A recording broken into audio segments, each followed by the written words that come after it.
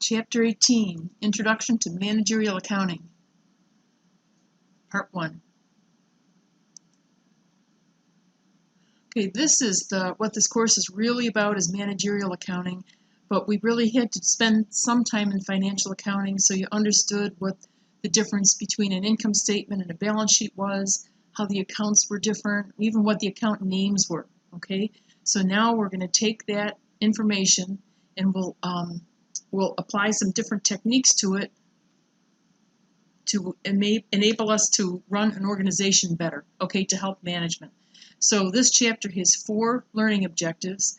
We're going to describe managerial accounting and the role of it in business, and what we really do is look at managerial versus financial because they're very different. And then we're going to set up some new costs, okay? We're going to take some cuts. We've got direct costs and indirect, direct materials, direct labor, factory overhead, product costs, period costs. There are different ways that we look at cost. So I think what we do, the first chapter is just about this one, or the first presentation, I'm pretty sure. Let me put a color on this. And then, the next one is about all these different cuts at different costs. Then for the last one, we'll look at sustainable business activities and describe the statements of a manufacturing business, okay, because they're a little bit different and we look at different categories. So accounting information is frequently divided into 2 types, okay, financial accounting, managerial accounting. Remember, the title of this course is Managerial Accounting for Not Business Majors, so we're finally there. And this is a pretty good summary of the differences between financial and managerial. Let's look at financial first. This was the first one that we looked at, and you prepared an income statement, balance sheet, a statement of retained earnings, and a statement of cash flows. Now the users were external users and company management. That's who it was for. And then the nature of the information was objective. It's something that could be verified by someone else. It could be like audited by an auditor. It was prepared according to generally accepted accounting principles. And the timeliness, it's prepared regularly at fixed intervals. So it's prepared at 12/31, at the end of the month, end of the quarter, and the users of that information depend on it then. Okay, they make decisions based on that. And the focus is the company as a whole.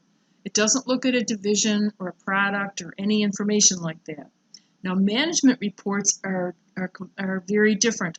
They're not financial statements. They're like drilled down pieces of this. Okay, so this might just have wages from Department A.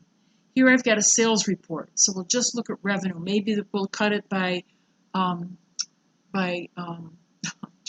customer, okay, or an inventory report. Okay, so it's like taking one line here and going way down inside of it and looking at the detail. The user is management. Okay, the information is both objective and subjective, and is prepared according to what management wants. There is no gap. There are no generally accepted accounting principles. Not that it's the Wild West. You want to still prepare a decent statement that has some validity to it, but it doesn't have something as structured as generally accepted accounting principles. The timeliness, it's fixed intervals, but also as needed. Okay, when I was in managerial accounting, it could be that day or the next day. It was continuous, a continuous supply of information. And the focus can be the company as a whole, or it could be where did I go there? Could be a segment of the company, all right? Now, financial accounting information, so fixed intervals and general purpose financial statements.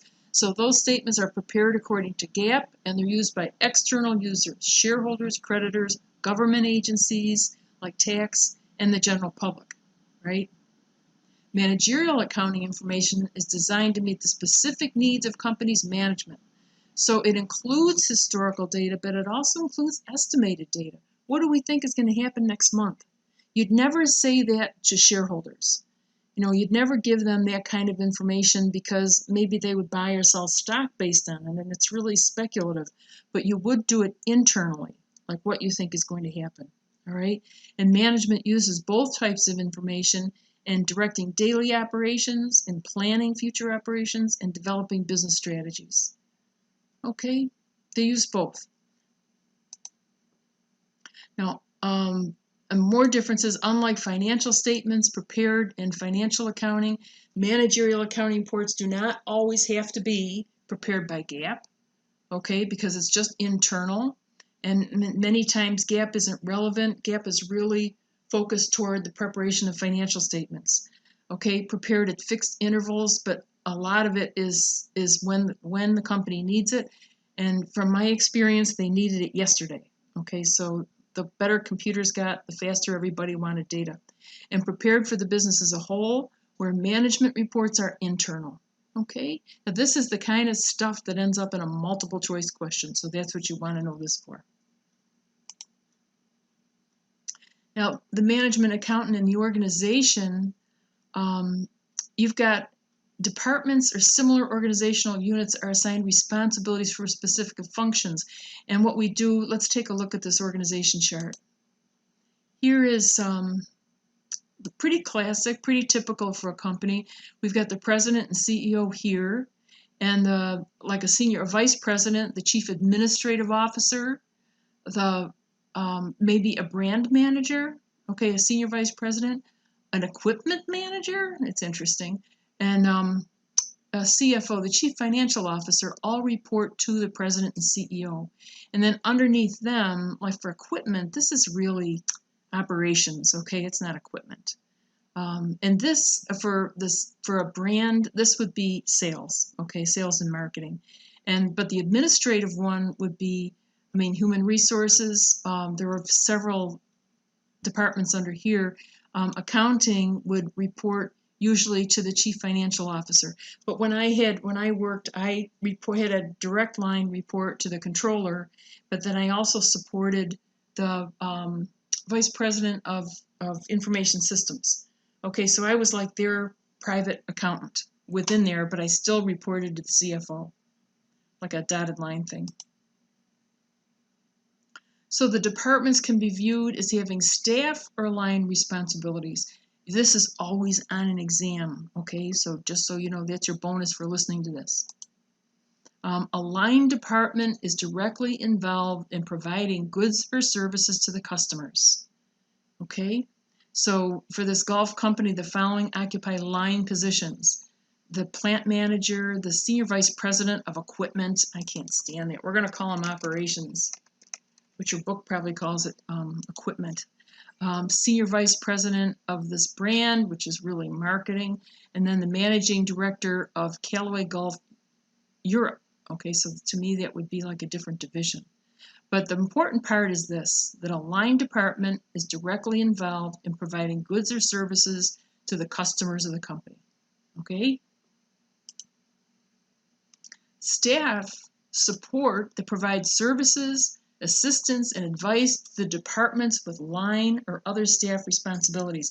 So this would be the accountant. That's where accounting is. It's definitely a staff. When we have no authority over a line department, we only support them, and certainly no contact with customers. If you're putting your accountants out front, I think you're going to be in trouble. For Callaway Golf, the following are staff positions: the senior VP, sure, chief administrative officer, the guy in human resources. I say guy, could be a woman. Chief financial officer, and the controller. These are all staff positions. Okay, so pay attention to those definitions. So line is directly involved in providing goods or services to the customers. That's really the key thing. Okay, the line doesn't do any of that. What they do is they support staff. So, and in most companies, the controller would be the chief management accountant. So the controller has a lot of jobs, mostly financial. It consists of a variety of other accountants, okay, who are in there with specialized accounting functions. So systems, for sure. Okay, accounting is probably one of the heaviest systems users in an organization. General accounting, budgets, this is planning, special reports and analysis. I worked in here. I also worked in here in tax, and I also worked in cost. Okay? Yeah. And I reported to the controller in most of those jobs. Yeah, I did a lot of budgeting. I worked in some general accounting, and I worked in information systems. I'm 140 years old. Okay, the management process is the following 5 basic phases with which interact: plan, direct, control, improve, and make decisions. Okay, so plan, direct, control, improve, and decision making. And here is their illustration of this. So if you Googled this, you'd find a lot of different decisions, or a lot of different illustrations of this. But this is operations. So say we make a decision, or we've got starts out in planning. Okay, and from planning we make decisions. Planning, we direct operations. The actions go to operations. Operations, the results go in here into like a feedback loop where we try to improve it. Goes back into planning, back in decision making, and then the controlling function provides feedback to both of these guys. Controlling says, okay, this is what you said you were going to do, and this is what you did. So we call that variance analysis, and it's not a bad thing. It's not meant to be punitive, or anything like that, but just feedback on like a financial picture of what the results are. So planning, in developing the company's objectives, their goals, and translating the objectives into courses of action. So if you were a management major in business, you would call this an action plan. And planning may be classified as strategic planning, which is long-term.